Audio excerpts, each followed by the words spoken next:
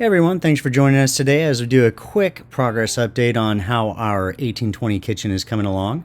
Joining us today is our supervisor, Hank. He'll be checking on this project throughout its duration.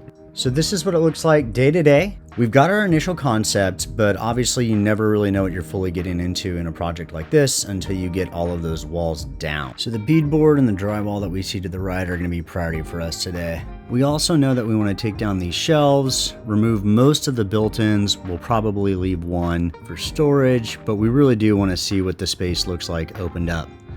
But before we can do any of that, we need to clear out all of our stuff from the kitchen. And that'll be day one, sort, move, and demo. All right, Hank said he's happy with the progress from day one. He wants to see the same for day two. So we've taken everything off the walls, opened up the doorway to the bathroom. We think we're gonna frame that out and put a washer dryer in there. Did take us a little bit of extra time to make sure the plumbing was set for that, but move and demo day is still a success.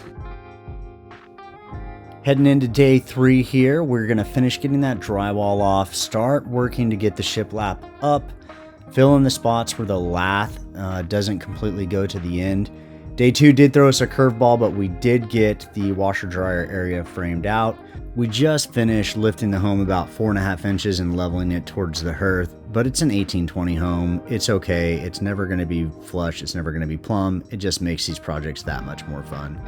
Going into day four, yesterday's progress was super encouraging. We were able to get the doors and the windows cased out. We were able to get the shiplap up. We're able to confirm that our plumbing will support the move of the sink and remove that portion of the wall so we could keep this island.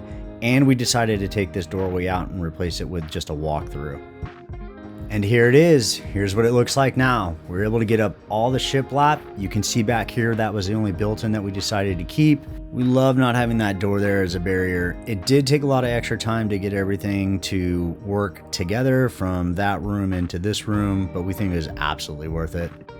A few other projects that were super time consuming but well worth it were moving the sink to the window here and maintaining this countertop that her dad made a couple decades ago. Just the amount of stories sat around that countertop was worth every minute. But also it's really beautiful and fits so well in here. We love how well the shiplap turned out.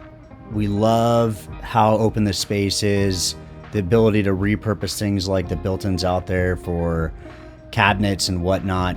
We love that our daughter had us cut open a portion of this door that hadn't been opened in decades so she could get in and out quicker. And now that we're on to the design phase, we're gonna pick out some colors and see how it all turns out.